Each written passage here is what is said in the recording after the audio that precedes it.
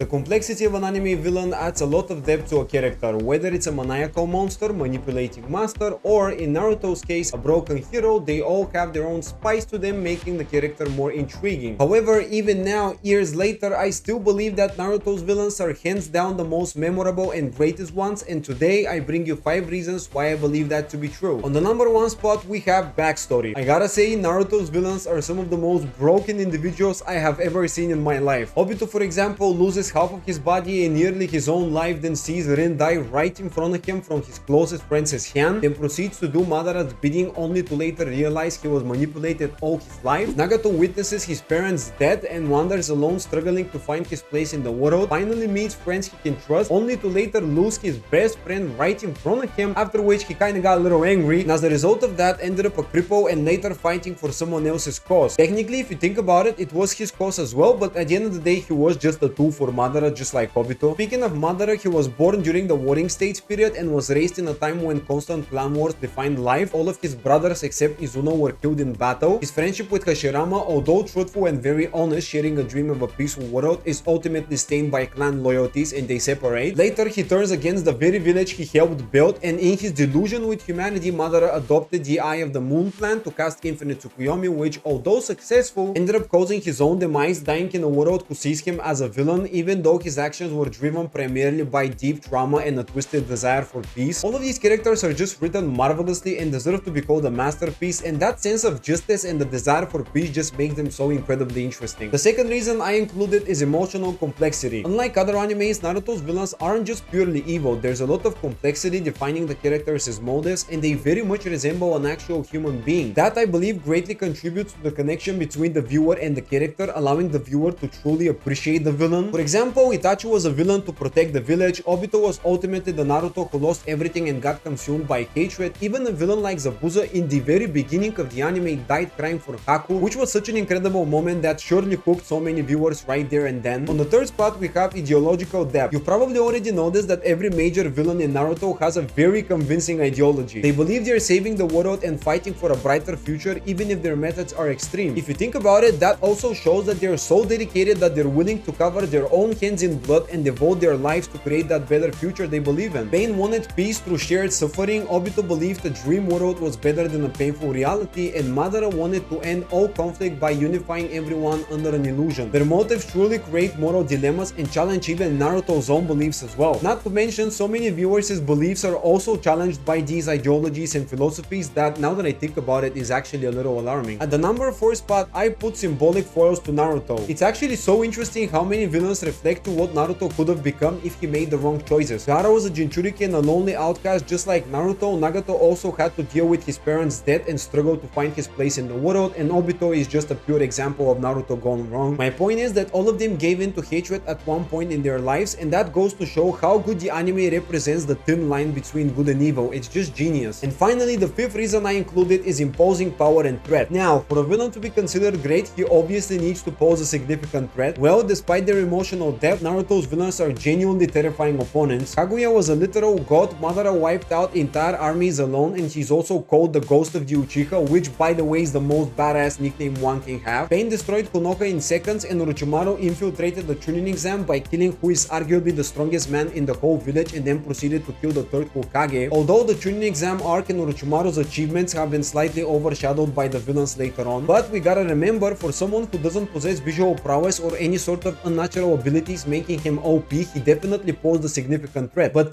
yeah, those were the facts to support the statement that Naruto's villains are still the greatest of all time after all these years. If there's something that you disagree with, and I'm sure someone will, let me know in the comments below. And if you've watched so far, the very least thing you can do is support the channel, so feel free to do that, and I'll see you next time.